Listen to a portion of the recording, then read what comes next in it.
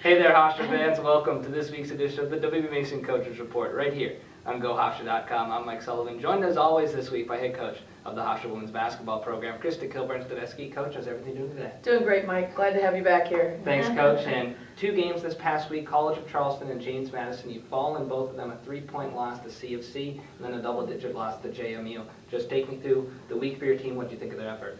Well, College of Charleston being the newbie in the league, definitely have a lot to prove, and they came in fighting against a hostile youth crowd. It was a great event. I thought the administration, Krista and marketing did a fantastic job of getting the kids in the seats and providing such a great day for them. And it's loud. It's very loud. I always tell my neighbors and friends that come, bring earplugs because it's loud. And I think that the jitters of that game, saw a little bit of that with our crew, which has been that way, in the past, but I thought we handled it.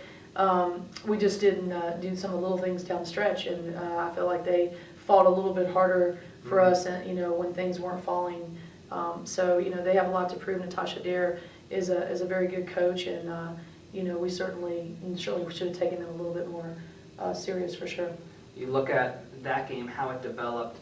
Aloetta Faroka, 14 points, 14 rebounds, maybe her best effort of the season. How important is it for her to be at her best during CAA play? Yeah, and it's dynamic with her. She hasn't played basketball that long. She is eager to learn, listening and improving every game, coming up, watching film.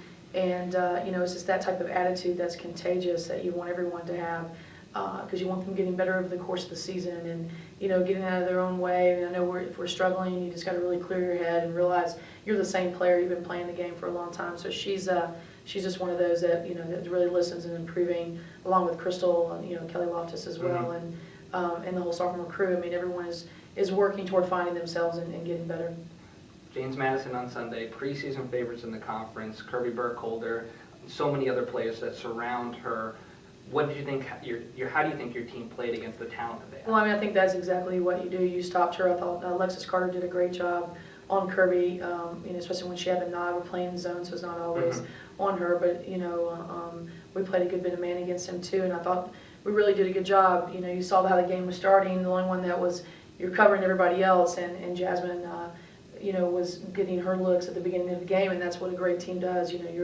You're trying to put out everybody else. When you got that many that deep, they can all score and score well. So, I think, I was proud of their efforts. I thought we played, probably a good, 25 minutes against them. Not a true, didn't put 2 halves together. We went, matched them up in the first half. I thought we controlled possessions. We ran, we could run. But we were really doing a good job of, not having a lot of empty possessions. And I think that's what you're just driving home to this, youth. Against the good teams like that, you come down, 3 or 4 times without scoring, or you give up. We had too many turnovers, close to 25 turnovers, I think, in that game as well, or at least 20. So, I was just disappointed. I know they were extremely disappointed not to put 2 good halves together. We lost Kirby Burkholder in the second half a couple times in transition. And, those are things, again, that you cannot do against the good teams. After 2 games at home, you head out on the road this week to take on Northeastern in Boston. 7-9 overall this season. They've lost a lot, but Elise Mark has really stepped up this season. They get her back from injury for the past couple of games. What have you seen from her that she's doing differently than in years past? Yeah, they run tons of isolations for her. She's shooting the ball. I think she shot the ball 22 times against Charleston. So she is definitely their go-to after everybody's graduated, and I think she's embracing that role.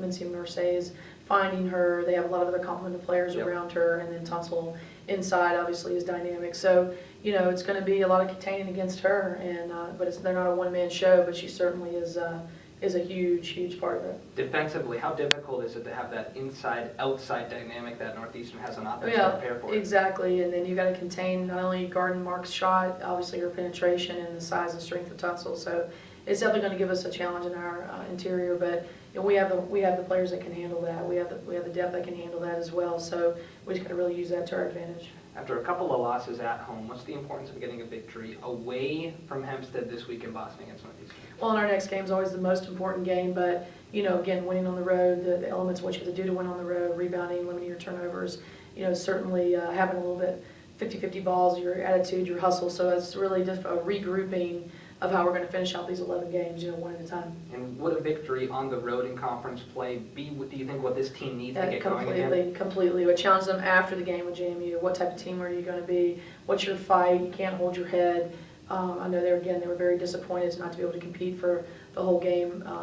From Anmanyuku gave us a great showing against JMU, and I thought Alexis Carter's been coming along. Asia, Asia's another one that listens and learns. She was really getting to the free throw line.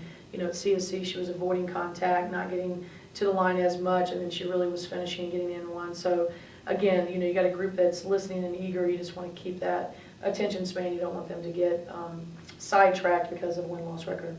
Hofstra hits the road this week in Boston Thursday night to take on Northeastern in CAA play. For head coach Krista Kilburn-Steveskey, I'm Mike Sullivan. Thanks for tuning in to the WB Mason Coaches Report.